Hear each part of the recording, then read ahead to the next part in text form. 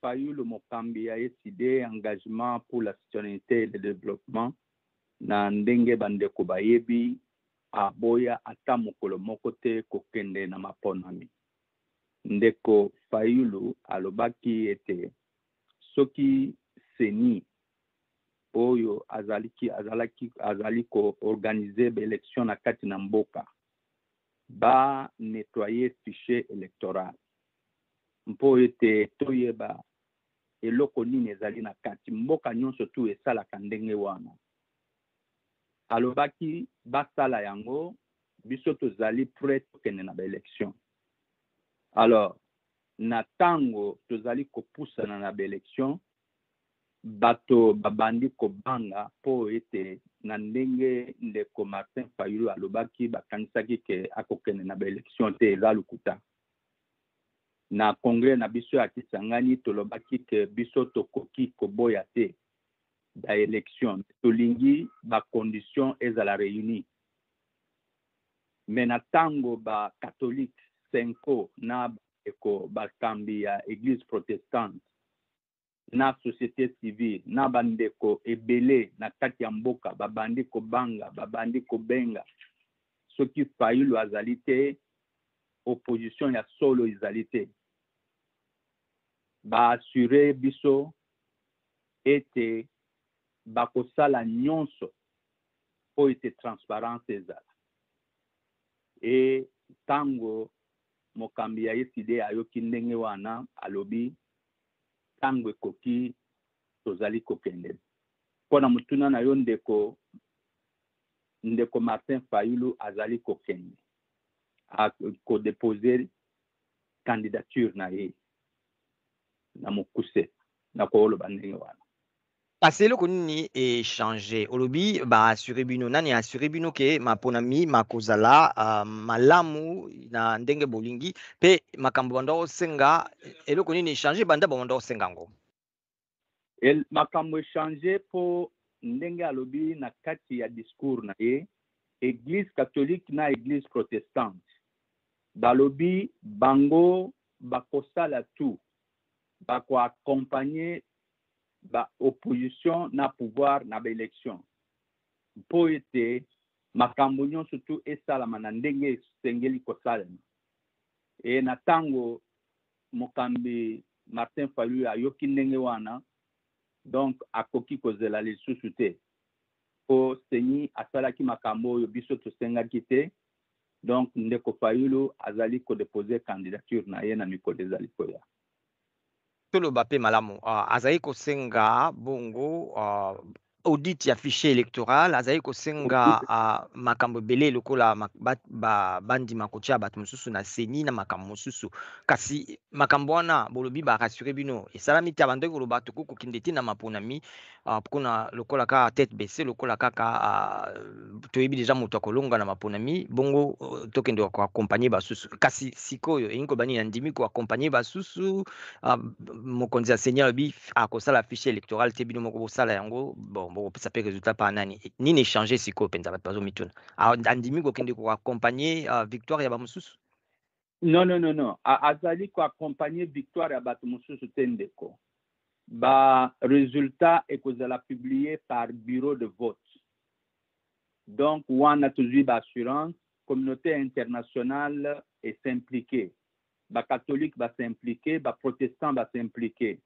Donc mutu nyonso tu azali ko veiller na ndenge et que na tango tozali na ba bureau de vote na suka tango batu nyonso tu ba voter totali nani mutu a gagné et ba publier ba résultat wana.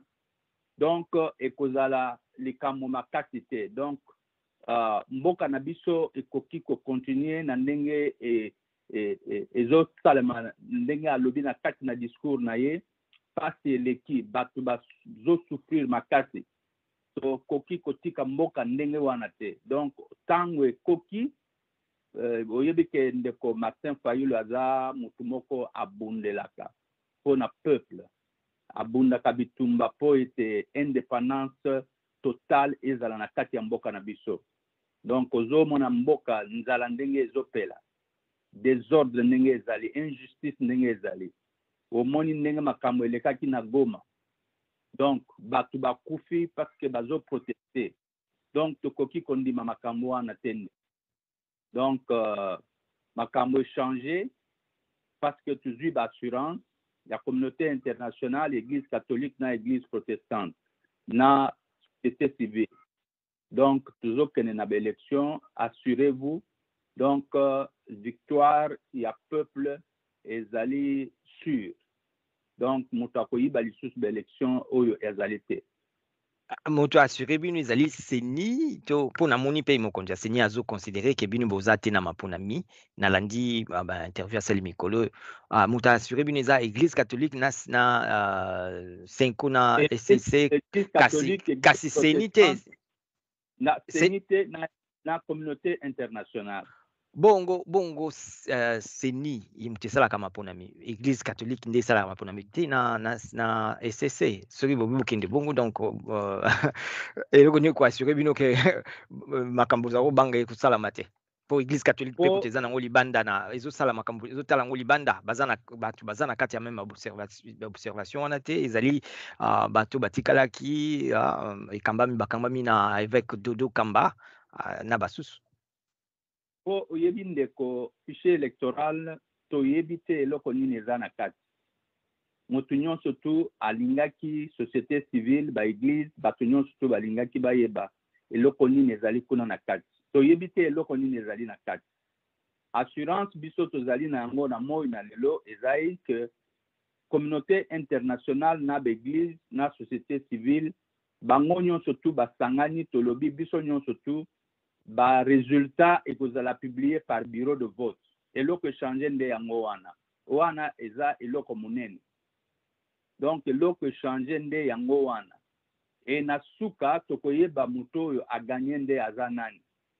Donc soki ba utiliser ba méthode na bango oyo basali déjà et ko réussir te po tozala déjà na ba résultat par bureau de vote. Toloba malamu Martin Fayulu tango lobaki bato ba pesa bakombo te bato belé ya lingomba na ya politiki eside na bato mosusu balandaka ye na lamuka bapesi bakombo te mpona ozala badepute sikoyo ekozala ndenge nini ye akokende ye moko basusu eza mwa nungunungu te kati na bino ndenge tozoyoka basusu bapesi bakombo te mpo bazala badepute ata alongi akozalaka ye moko eza ndenge nini bawana nyonso baomona discours ndenge nini eza trahison te te parti nde eza parti. Donc soki likambo eza makasi soki likambo eza monene na kati ya mboka parti akozwa ba responsabilité na ye bureau national ekozwa ba responsabilité na bango. Donc soki seni aboyi kozwa bato wana donc bureau national na biso ekozwa ba responsabilité na bango bayebi toyebi ndenge nini tokosala. Donc bozozela siko nini bozozela ke seni ndima ke bino ko pesa su ba kombo alors que bakangaki déjà porte pona ko enregistrer ba député to bakangaki ba porte tout ça c'est vrai mais bakangaki ba porte na moment oyo ndeko Fayulu azali ko senga bango ete boya to vanda totala eloko nini ezali kuna na kati po bato na biso na ngai moko to pesa ba dossier na biso. Et na tango bango balboyi etina moi na lelo donc ezali échec ya pouvoir.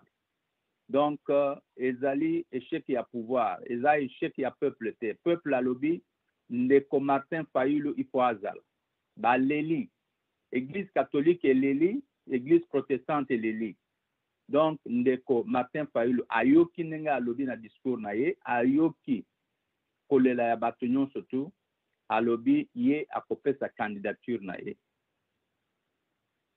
Kasi bozobanga te ke bato baza frustré po ya arate kozala député na bato mosusu na mabota na bango babalukela bino mpona koloba babalukela ata Martin Fayulu baloba biso tozala te bongo tovote mpona nini.